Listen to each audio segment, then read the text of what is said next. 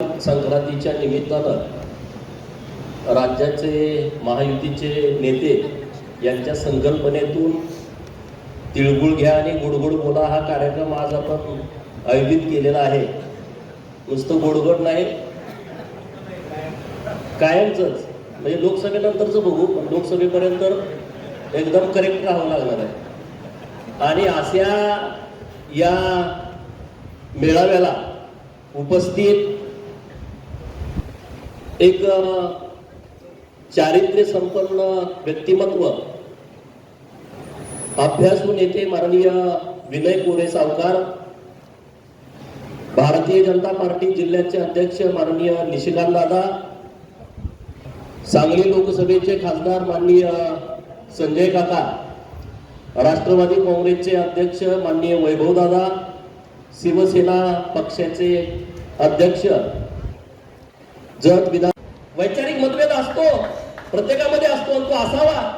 आज संजय काका काम करते, बाबामध्ये मी इच्छुक आहे, हा स्वभाव आहे, असायला पाहिजे। इच्छुक प्रत्येक जण असायला पाहिजे।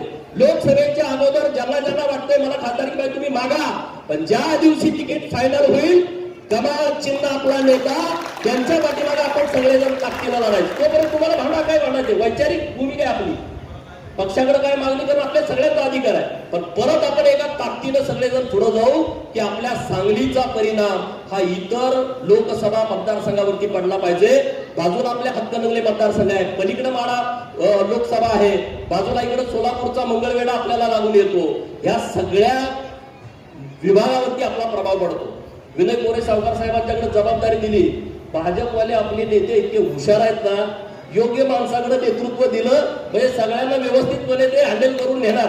सदाभाऊ रागात बोलले असतील, पण त्यांच्या मनामध्ये काय नाही, तुम्ही चिंता करू नका।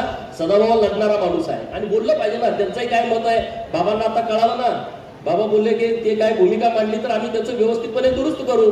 निशिकांत दादा खूप चांगल्या पद्धतीनं काम करतायत, भारतीय जनता पार्टीचं वेगवेगळ्या पार्टीचे जिल्ह्याचे अध्यक्ष व्यवस्थितपणे काम करतायत, त्यांना योग्य स्थान देण्याचा काम हे भारतीय जनता पार्टीचं नेतृत्व निश्चितपणे करेल।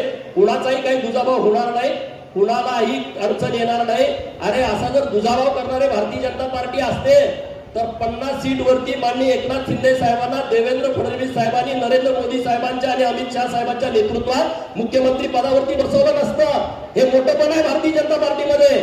तिकडे नितीश कुमारांच्याकडे किती जागा होत्या, नितीश कुमारांच्याकडे जागा फार कमी होत्या, परंतु त्यांना मुख्यमंत्री पदावरती बसवलं। लोक म्हणतात की भाजपवाले असे करतात, भाजपवाले काही करत नाहीत, भाजपवाले व्यवस्थितपणे काम करतात। भारतीय जनता पार्टीचा अजेंडा सत्ता मिळवणं नाही आहे। भारतीय जनता पार्टीचा अजेंडा आहे की गावगाड्यातल्या लोकांच्या मध्ये परिवर्तन करणं, त्या सत्तेचा उपयोग गावगाड्यातल्या लोकांच्यासाठी करून देणं, त्यांच्यासाठी सरकारच्या योजना राबवणं, हा भारतीय जनता पार्टीचा अजेंडा आहे मित्रांनो। मोदी साहेबांचं काय आहे हो, काय नाही।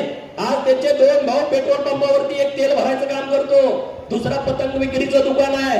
एका देशाचा पंतप्रधान 10 वर्ष इतक्या मोठ्या महाशक्तिशाली देशाचा पंतप्रधान असतो, त्यांचा भाऊ पेट्रोल पंपावरती काम करू शकतो का? मी सांगत नाही, तुम्ही युट्यूब वरती जाऊन सर्च करा।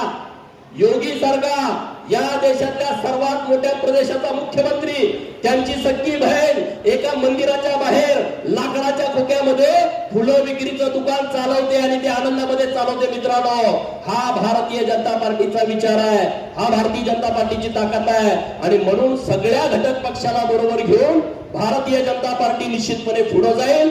लोकसभेच्या दृष्टिकोनातून माननीय नरेंद्र मोदी साहेबांना तिसऱ्यांदा पंतप्रधान करण्यासाठी जे जे काही करावं लागेल आपल्या सगळ्यांना ते करण्याची तयारी आहे। कारण 10 वर्ष केंद्र सरकारनं आपल्याला दिलं आहे, आता 1.5 वर्ष राज्य सरकारनं आपल्यासाठी योजना दिलेल्या आहेत। आता 2 महिन्याचा वेळ हा आपल्या कार्यकर्त्यांच्याकडून पक्षाला देणं गरजेचं आहे, नेतृत्वाला देणं गरजेचं आहे। त्यासाठी आपण सगळेजण एकमेकांच्या हातात हात घालून काम करू। जर तुमच्या काही अडचणी असतील तर मान्य निश्चित। एबीपी माझा, उघडा डोळे बघा नीट।